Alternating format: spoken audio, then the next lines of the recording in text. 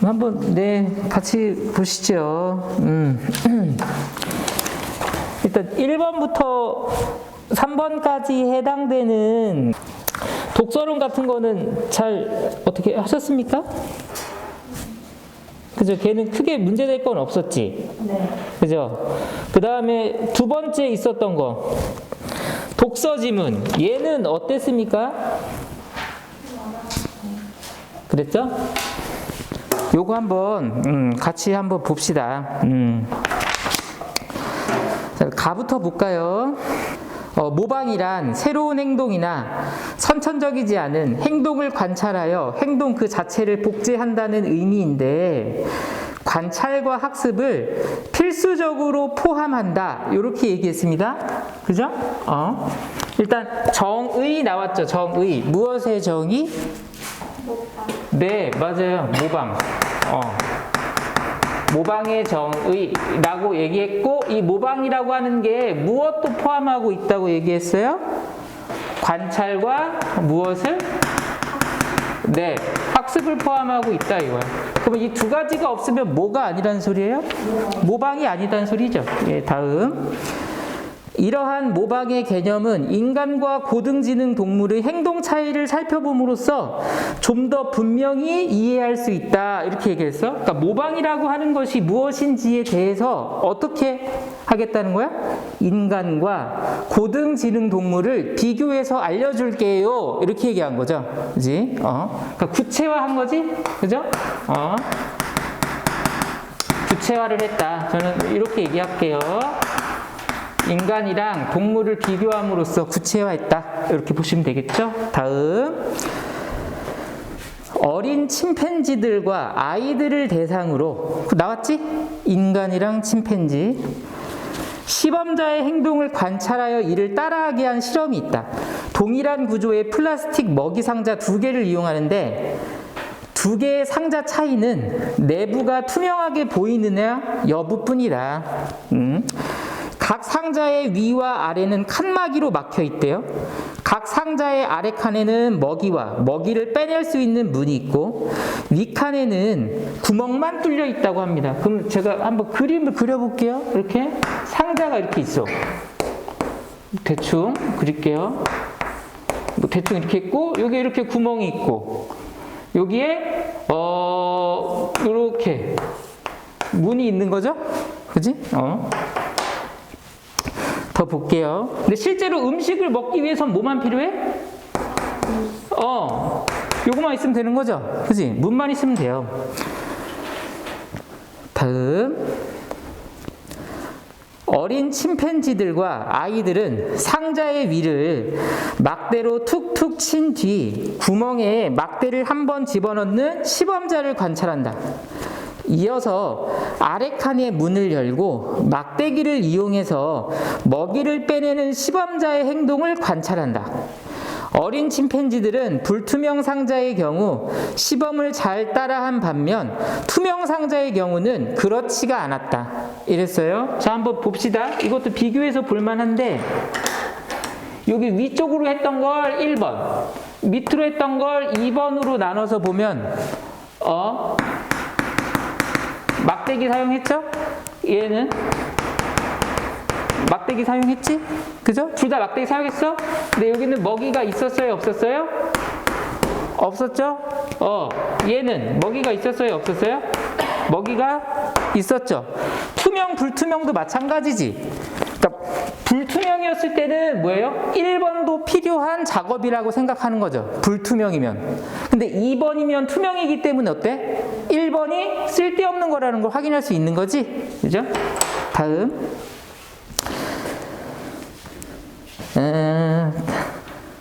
다음 보겠습니다. 먹이를 얻으려면 아래 칸만 필요하다는 것을 아는 듯이 불필요한 행동을 알아서 제거한 뒤 먹이를 획득했다. 침팬지는 그랬대요. 그런데 아이들은 상자가 불투명하든 투명하든 시범자의 행동을 따라했다. 어린 침팬지들과 아이들의 이러한 차이를 신경과학 차원의 거울 뉴런을 통해서 설명할 수 있다. 이렇게 얘기했어. 그러면 얘기가 어떻게 건너가? 여기 구체화 얘기했죠? 그지? 이거를 다시 또 어떻게? 거울 뉴런이라는 걸 가지고 상세하게 다시 풀어주는 거죠. 그지? 다음 보세요. 그러니까 얘는 인간과 동물을 비교하고 있는 뭘 보여준 거야? 현상을 보여준 거고. 그지? 이 현상을 어떻게? 과학적으로 설명해 주려고 하는 거죠. 그지? 다음. 거울 뉴런은 신경세포의 일종으로 다른 행위자의 행동을 관찰하기만 해도 자신이 그 행동을 직접 할 때와 동일한 활성화를 보인다. 이렇게 얘기를 하네요. 자, 이거 한번 볼까요? 거울 뉴런이라고 얘기했는데 얘는 뭐래요? 나눠서 볼 필요가 있지. 거울 뉴런은 신경세포다. 그 다음에 뭐 할 때? 관찰할 때도, 뭐 할 때도, 행동할 때도 둘 다 뭐 한다? 활성화라고 하는 것을 보인다. 이렇게 얘기한 거지. 다음. 실험에 따르면 행동에 대한 관찰을 포함하지 않은 행동의 실행, 그리고 모방에서 거울 뉴런의 활성화 정도가 상이하다. 상이하다라고 했으니까 뭐 같다라는 거예요? 다르다는 거예요? 다르다는 거지. 몇 개 얘기했어? 총 3가지 얘기했었죠. 그지? 첫 번째가 뭐야? 관찰. 그 다음에 관찰을 포함하지 않는 행동의 실행. 이렇게. 여기다 이렇게만 적을게요. 관찰은 하지 않고 행동만 하는 것. 그 다음 마지막으로 관찰도 하고 행동도 하는 것. 이렇게 나눠서 볼 수 있겠지. 그죠? 근데 활성화 정도가 같다, 다르다? 다르다. 예. 거울 뉴런은 행동에 대한 관찰보다 관찰을 포함하지 않은 행동의 실행에서 더 많은 활성화가 일어났고 모방에서 가장 높은 활성화를 보였대요. 그럼 활성화의 순위를 따지면 어떻게 돼? 이거 굳이 이제 순위를 따졌어. 언제 가장 활성화가 많이 일어나요? 네, 이게 1등이지. 활성화 1등, 활성화 2등이 뭐예요? 네, 이게 이거지. 이게 3등이죠? 이게 활성화 제일 많은 게 뭐야? 이거였지. 모방. 다음.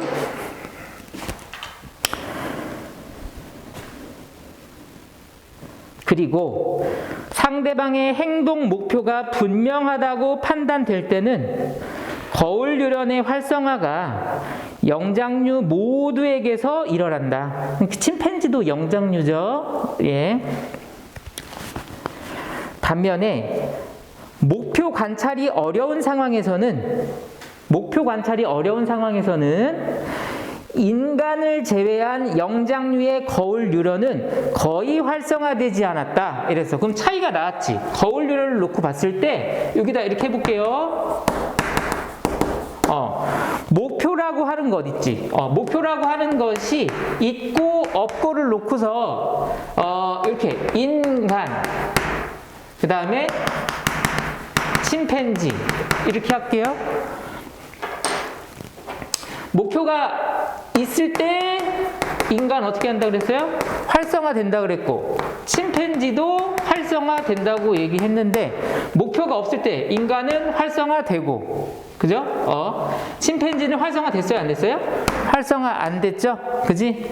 이게 아까 앞서 얘기했던 이 차이하고는 이제 똑같은 거지. 다음. 즉 투명 상자의 위칸과 관련된 행동의 목표를 관찰하지 못하여 해당 행동을 따라하지 않는다고 설명할 수 있다. 이렇게 얘기하네요. 그러면 결론 나왔죠, 그지? 여기서 아이는 1번, 2번 다 했는데 동물은 2번만 했다 그랬잖아. 1번을 왜 안 했어? 이걸 가지고 뭘로 설명한 거야? 목표 행동이라고 하는 것을 발견 못했기 때문에 라고 설명한 거죠. 다음. 인간의 거울 뉴런은 뇌의 다른 부분과 함께 작용하여 모방의 수준을 높인다. 거울 뉴런이 인간의 모방 과정에 관여한다고 보면 인간은 있는 그대로를 따라하는 모방 메커니즘을 통해 비효율적인 것처럼 보이는 행동까지도 정확히 모방할 수 있게 되었다고 생각할 수 있다. 인간과 고등지능 동물의 이러한 차이는 모방의 진정한 의미를 시사한다. 이렇게 다 끝났습니다. 네, 빠르게 끝났죠? 자, 다음 거 나로 가볼까요? 얘는 지울게 이제. 예. 나. 도킨스는 인간 개체의 경쟁이나 협동, 희생이 자신의 복사본을 더 많이 퍼뜨리기 위한 유전자의 전략이라고 설명하며 인간은 유전자의 운반체에 불과하다고 주장한다. 나아가 유전자 전달과 마찬가지로 문화도 특정 정보 단위로 복제된다고 하면서 그러한 것을 뭐라고 부른대요? 밈이라고 부를 것을 제안했다. 이렇게 얘기를 합니다. 유전자 전달과 마찬가지로 복제된다. 이렇게 얘기한 거죠. 예, 그러면 이것도 볼게요.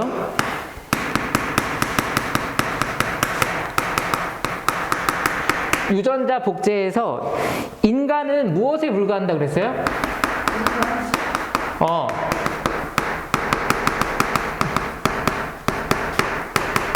인간 운반체에 불과하다 이렇게 얘기하고 유전자 전달과 마찬가지로라고 얘기했죠.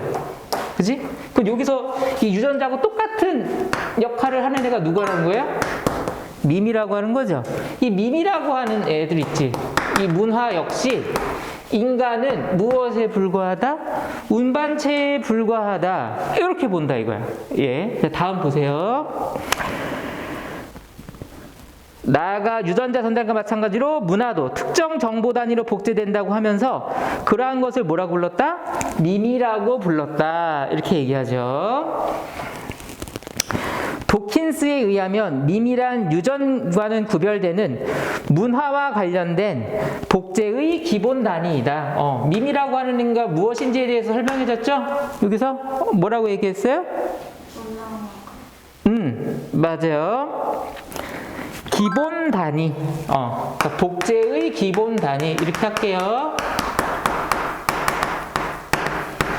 복제의 기본 단위에 해당한다. 사후세계와 같은 관념, 패션 등은 한 인간에서 다른 인간에게로 복제되는 밈의 사례이다. 이렇게 얘기했으니까 사례도 제시했죠. 사후세계 이런 거. 뭐 여러분들 뭐 잘 알죠. 죽으면 어디로 간다더라 뭐 이런 것도 있잖아. 유전자가 정자나 난자를 통해 하나의 신체에서 다른 하나의 신체로 퍼뜨려지는 것과 유사하게 또 마찬가지 방식 쓰죠? 밈도 모방의 과정을 통해 한 사람의 뇌에서 다른 사람의 뇌로 퍼뜨려진다. 이렇게 얘기했습니다. 그러니까 이것도 마찬가지로 볼게요. 하나의 신체에서 다른 하나의 신체로 옮겨간다고 얘기했죠? 그지? 이때는 정자, 난자 그 얘기를 했단 말이야. 근데 여기서 문화는 뭐라고 얘기했어요? 하나의 뇌에서 다른 누군가의 하나의 뇌로 갔는데 이때 그 역할을 하는 게 뭐래요? 모방이라고 얘기한 거지. 여기서는 정자, 난자 얘기했고, 그죠? 같은 역할이라는 거지. 앞선 거랑 똑같죠, 이렇게. 블랙모어는 이것을 기생 숙주 모델로 설명한다. 지시어 이것 나왔네요. 그죠? 요거를 무슨 모델로 설명한대요? 기생 숙주 모델로 설명한다. 이렇게 얘기하네. 자, 볼게요. 바이러스가 숙주의 기생에 복제를 반복하여 자기 존재를 확장하고 인근의 숙주들을 전염시키듯이 밈에게는 밈을 더 많이 퍼뜨리는 복제 전략을 위해서 숙주인 인간이 필요하다는 것이다.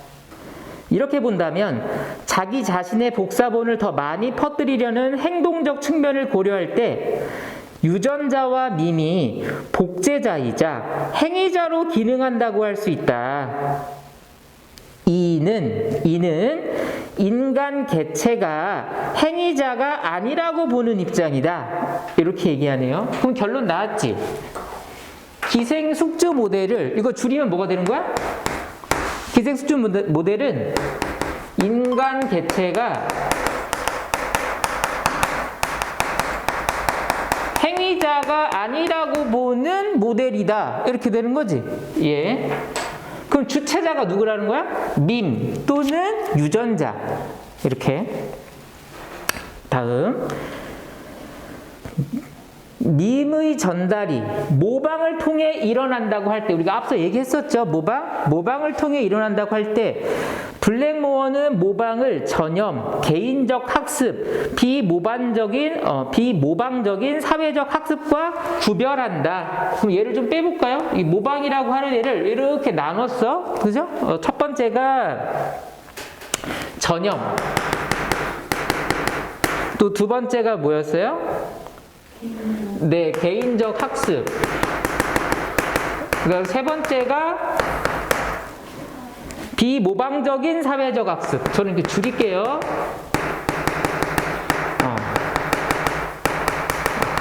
줄인 게 아니네.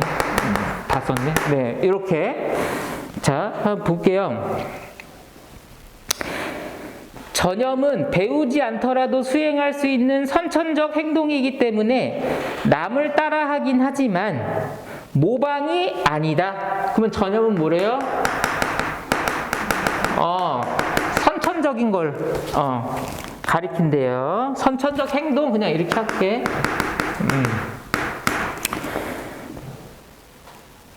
다음, 개인적 학습은 개체가 환경과의 상호작용을 통해 특정 반응이나 행동을 하는 것인데 관찰이 포함되어 있지 않으므로 뭐가 아니다? 모방이 아니다 라고 얘기하네요. 그럼 얘는 뭐가 빠져 있다? 관찰이 빠져 있으니까 얘도 뭐가 아니다? 모방이 아니다. 그 다음, 비모방적인 사회적 학습은 주어진 자극에 대한 따른 반응이 적절한 보상이 되어 그 자극이 강화되는 것이다 라고 얘기했어요. 얘는 좀 길어지죠, 말이. 자극이 있고 거기에 따른 뭐가 있다? 반응이 있는데 여기에서 말하는 이 반응 자체가 뭐가 된다는 거예요? 보상이 되어서 이렇게 되는 거지. 그 자극이 강화되는 것이다. 이렇게 되는 거죠.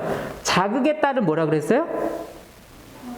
반응이라 그랬지. 그러면 더 큰 자극이 주어지면 더 큰 자극에 따른 보상도 더 커지겠죠. 그치? 그래서 중요한 거 그거죠. 보상이니까 더 큰 보상을 얻기 위해서 더 큰 자극을 주려 한다 이거죠. 예. 다음, 비모방적인 사회적 학습에서는 다른 개체에 대한 관찰을 통해서 특정 학습을 하지만 학습의 대상이 행동 자체가 아니다. 이런 얘기하고 있어요. 이거는 좀 제가 좀 따로 적어볼게요. 학습의 대상이 행동 자체는 아니래요. 학습의 행동 자체는 아니래. 행동 자체는 아니다. 자극에 따른 반응이 적절한 보상을 받는 환경에 대해서 학습이 이루어진 것이므로 이렇게 얘기했어. 이것도 따로 따져봐야 되겠죠. 행동 자체가 학습의 대상이 아니라 무엇에 대한 학습이래요? 환경에 대한 학습이라고요.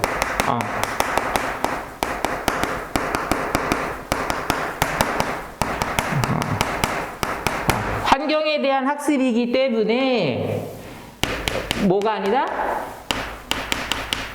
모방이 아니다. 아까 모방의 기본 개념이 뭐였어요? 관찰과 학습 이런 얘기 했었지? 그죠? 근데 이제 행동과 관련된 게 나와야 되잖아. 목표 행동이란 말 있었었잖아요. 그죠? 그게 없었던 거지. 더 읽어볼게요. 밈은 물리적 실체가 아니므로 구체적 단위를 설정하기 어렵고 복제 원리가 불명확하다는 점을 지적하면서 밈의 존재나 기능에 대해 회의적인 입장을 보이는 사람이 있다. 이런 얘기를 하는데 엄마 깜짝이야. 이거 지우고. 이거 여러분 문제 풀다 보면 알겠습니다만 어떤 내용이 있고 그것에 대한 비판 혹은 뭐 반박의 근거 이런 거 많이 나오잖아요. 이제 여기서도 지금 바로 알려줬어요. 그러니까 이 밈이라고 하는 것에 대해서 회의적 입장을 가지고 있는 사람들이 뭐 가지고 회의적 입장이라고 얘기했어요?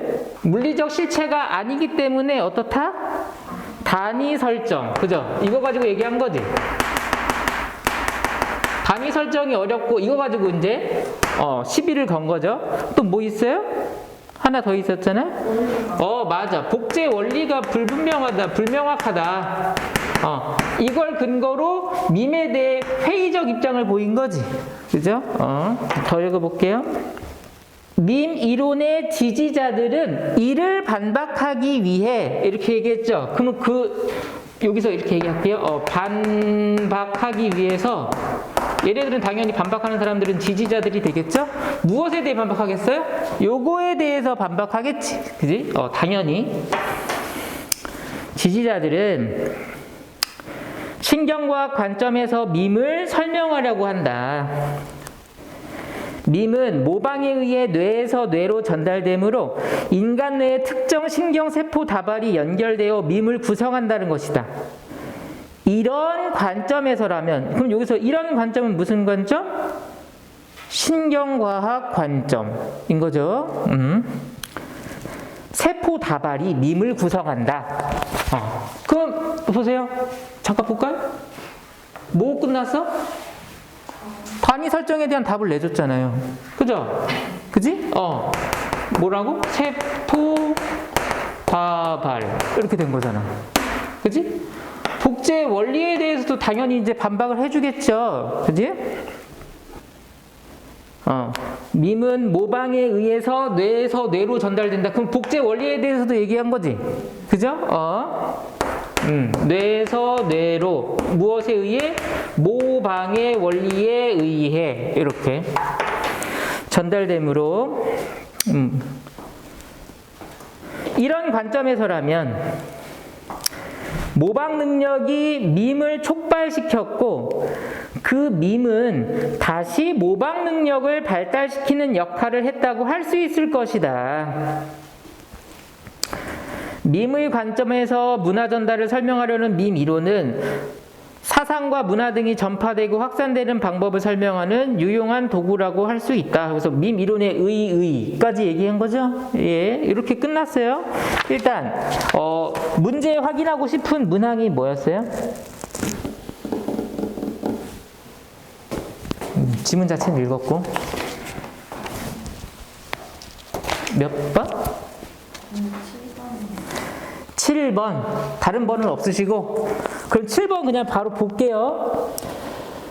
나의 밈 이론을 바탕으로 보기를 이해한 내용으로 가장 적절한 걸 찾아봐라. 이랬어. 보기를 볼게요. 자손 갖기를 거부하는 독신주의는 현대사회에서 하나의 밈으로 번지고 있다. 이렇게 얘기하네. 얘는 좀 지울게요. 이제 독신주의라고 하는 것이 하나의 밈으로 번진다. 이 밈을 적극적으로 수용하는 사람들은 자손을 통해서 유전자를 전달하지 않는다. 이렇게 얘기를 했습니다. 일단 밈 이론이 퍼진 거죠. 그지? 퍼졌죠? 한번 4번 볼까요? 자손을 통해 유전자를 전달하려는 유전자의 전략과, 그지? 유전자도 뭐예요? 자신의 자손을 더 많이 퍼뜨리는 거죠. 그지? 더 막 이렇게 퍼뜨리려고 하는 거야. 그죠? 그러니까 얘는 더 많이 번식시키려고 하는 거잖아? 근데 독신주의 밈은 어떻게 돼? 아니죠. 그지?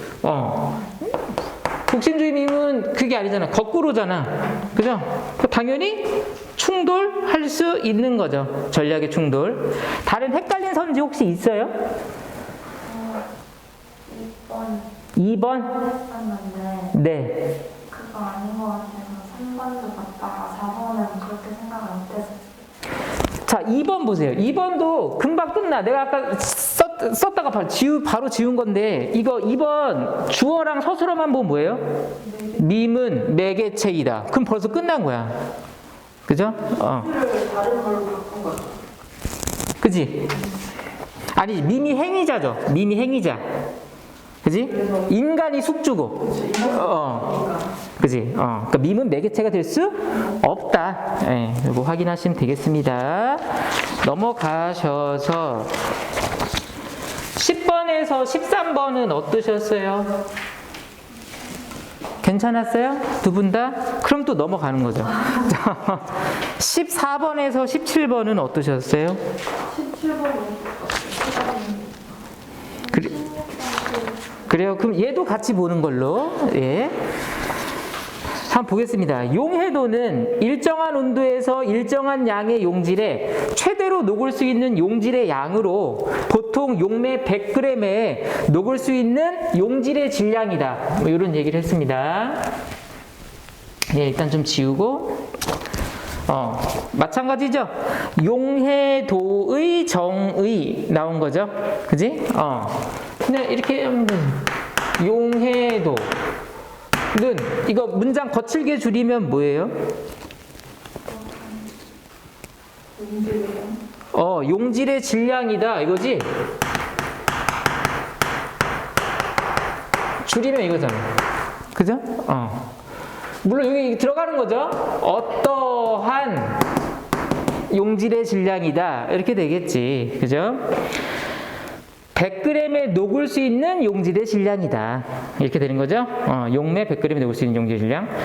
혼합물의 과포화 상태는 용질이 용해도 이상으로 녹아있는 상태인데 이랬어? 그럼 이것도 이런 말도 나왔지. 과포화 상태. 과포화 상태란 무엇이다?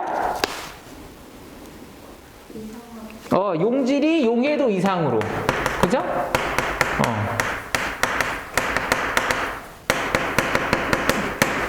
이렇게 하면 되겠죠? 그러니까 100g에 들어올 수 있는 용질의 질량이 만약에 10g이야. 그러니까 예를 들어서 얘가 10g이래. 100g 중에 10g밖에 못 녹아. 근데 15g 들어갔어. 그럼 무슨